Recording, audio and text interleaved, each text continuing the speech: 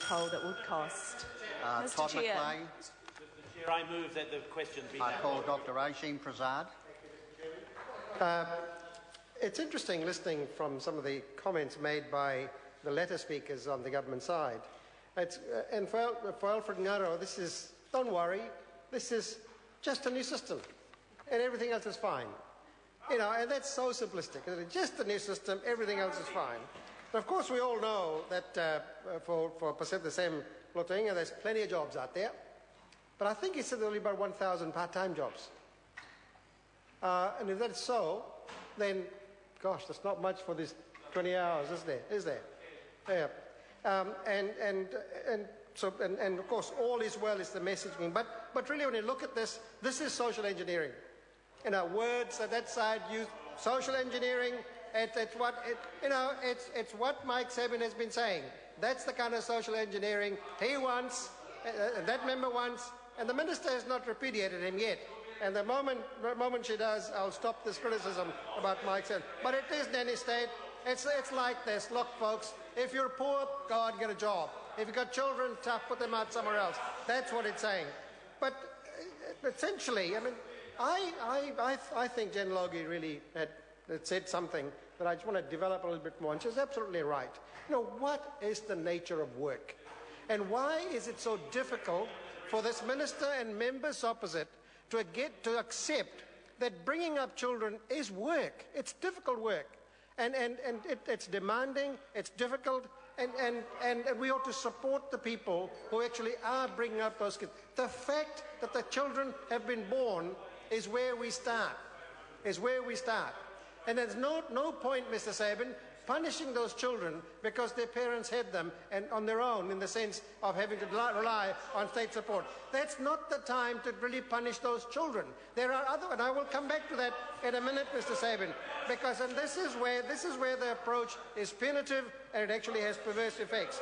You know, there's no leadership in all of this. This isn't going to work. And you know, how do parents, Mr. Sabin, how do parents parent?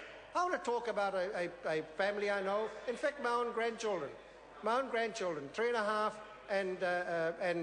and 9 months.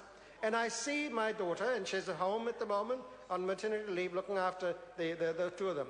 And it takes her all her time, with her partner at work, takes her all her time running day and night almost to keep those two kids. They give them the best that she can, and fortunately they're doing very particularly well. But to think that if she was a person like her, was a solo parent, then she would have this work test. And that work test would just be so punitive towards the great job she's doing at the moment and the children she's bringing up. And of course, the minister said, but we've got exemptions. And then for complex needs and high and complex needs. Minister, I want to remind you that this actually is a high test. It's a very high threshold for those high and complex needs tests. And if that's to be applied, then that's going to be a problem. So here we are. This is a time when we know from all the signs that bonding is important, the children having their brains develop so much, and parents being there gives them that opportunity. And now anybody here who's had children knows it was okay for us. But because these are, as Jan Logie says, these are the children of the poor, and because they are poor, then it's not good enough for them. And I just like to ask the members opposite to actually have a look inside your soul. And have a look inside your soul and do that. But then finally the minister, have a good look. But then if the minister, I invite the minister to just take what the minister's been saying. The minister's saying she is into investment approach, and if this is an investment, then I don't know what kind of investment she's talking about. But if we did have an investment approach, let's get to this young people. Let's get them to sooner. Let's make an investment in them to understand forming relationships, how to keep themselves safe, and how to do the kinds of things to prepare for life of the type that you and I will all want for our children. Invest in that. That would be investment.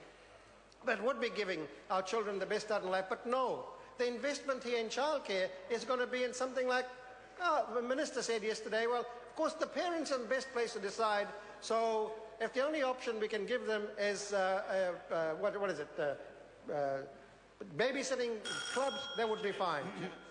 Chairman. Michael Woodhouse. I move that the question be now put. I'll call